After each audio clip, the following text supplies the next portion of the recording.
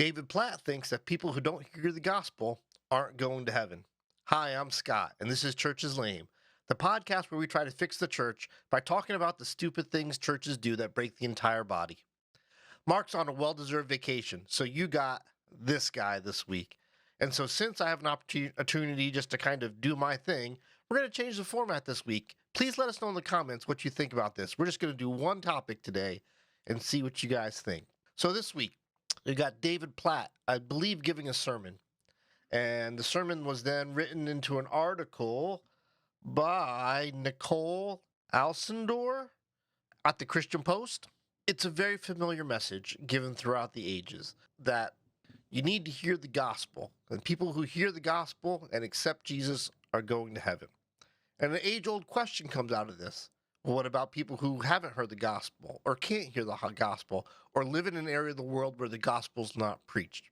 Well, apparently Mr. Platt here, author, pastor, seems to think that it's possible for innocent people who haven't heard the gospel to go to heaven. His contention is, though, there's no such thing. You cannot be innocent and be a human. And therefore, nobody who doesn't hear the good news of the gospel is going to heaven. I'm not sure I can put into words how ridiculous I think this line of thinking is, but I guess I'm going to give it a try because that's the whole point of this show, right? Let's start with the Bible. Even the rocks cry out. Creation itself is a testament to God and God's goodness. So the idea that the pathway to connecting to what's divine rests on the transference of vocabulary is kind of silly, right? If I can look around me and see the amazing creation of God all around me, does it matter that I call him God? Does it matter that I conceive of Elohim or Jehovah? Does it matter that I know the name Jesus? Does it matter that I know the story of a man who lived and did amazing things and died on a cross and was buried and resurrected and bodily ascended to heaven? Does any of that matter if I can look around me and understand that there is something divine, something spiritual, something special and unique? Like, really, that the key word is Jesus, and then everything just happens because of a 5-letter word. That just sounds patently ridiculous to me, quite frankly. Like, over vocabulary, like the difference between going to heaven and not, from Platt's point of view, is one, innocence or lack of innocence, but that's a fake choice because according to Platt, there are no innocents. And so all that's left then is whether or not you know the words that he wants you to know. So I find that patently ridiculous. And I find this to be the essential. Once again, I kind of put things in the context of dysfunctional versus functional. And one of the things I find dysfunctional about modern American evangelicalism is the obsession with conversion numbers. Like, that's all that makes you valuable as a church member, as a member of the Christian community, is how many people you've converted, right? That becomes the obsession, is how many people did you bring to church? How many people did you bring to your small group? How many of your neighbors have you talked to about Jesus? Like, and it's just a big numbers game.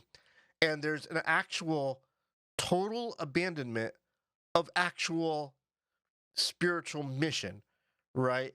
The mission to ease people's suffering, to make people's lives better, about kingdom coming, right? And kingdom being made real here and now. We say it all the time on this program. We think there's an obvious mission of the church. We think that hungry people should be fed, that naked people should be clothed, that sick people should be healed, things like that. These are the things that the church was specifically designed to do. And you know that the church was specifically designed to do it because everybody else stinks at it, right? The government does as much as they can, and I don't think it's bad that the government tries, but we are at our best when we care for one another.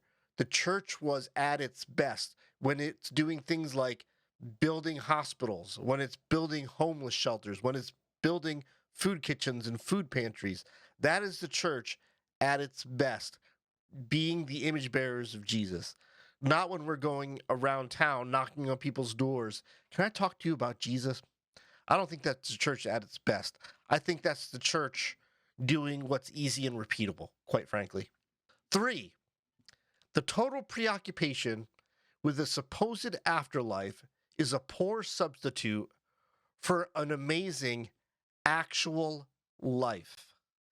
We sit here dreaming of a day where we escape this grind that we're in, right? We have this escapist mentality that someday there's going to be a city floating in the sky and streets of gold and mansions and the ability to sit at the feet of God and ask our questions and be bathed in glory. And we are totally oblivious to what is happening here and now, and the need for God to for the desire of God for us to be at our most effective here and now, and not waiting for then and there, right? So the function of my life and the function of my family is not to sit here twiddling our thumbs, studying our Bibles in expectation of what's to come then, of the big ultimate Santa's gift at the end of the rainbow connection. Wow, there's an interesting combination of metaphors that should never ever happen again, and I'm so sorry. But the point is the kingdom should come to earth, and we are the vessels of that happening. We are the engine that works the machine of making people's lives a little better, a little bit easier, a little less hard, and a little less hell on earth. To me, that is the church at its most functional and its most beautiful. Number 4, it's the same old spin on the same old con, right? Come to church, put your money in the offering, buy my book, take our online course, an online training, and then you leave here and you go out and do stuff.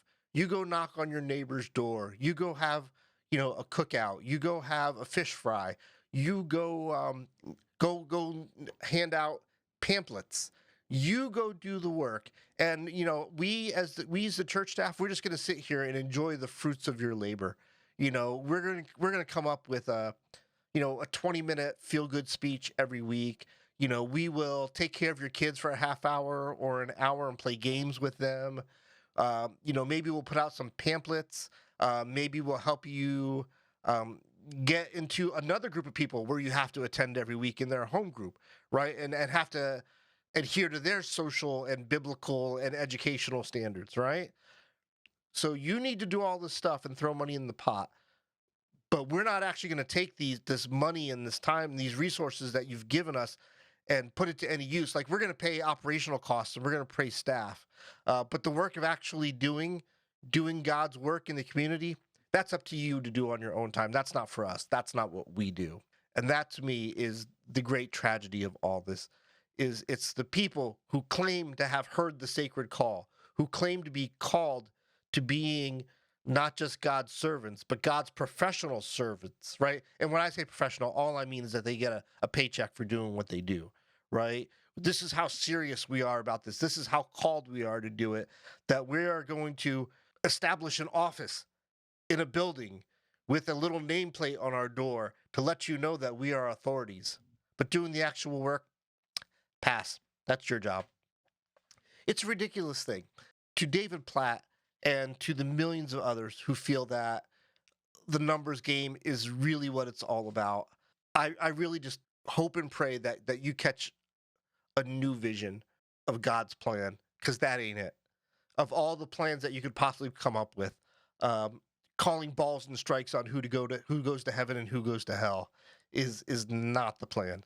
Not the plan at all. There's so much better to be done about that. Okay? Okay. So I'm Scott Wilder, and this is Church is Lame. You can find us everywhere on the web, on YouTube, on Facebook, on Instagram, on TikTok, anywhere where you can search for Church is Lame. Put it in there, and you'll find us. If you're on YouTube, that's where we spend the most time. Leave a comment. Give us a thumbs up, a thumbs down. Hit the subscribe button, do all that clicking stuff. Leave a comment. Let us know what you think. Like, do you think going to heaven is ultimately what it's all about? Or do you think there's work to be done here and now? And if so, what's that work? We'd love to hear your opinion. If you want to get in touch with us directly, you want to put something right in front of us in a way to make sure we don't miss it, send us an email, churcheslanepodcast@gmail.com. Mark's usually the guy in charge of doing the benediction at the end of the show. But let me just say this. We love you. We appreciate you. We hope that you have a great and blessed week and that the love of God would shine down upon you. Amen.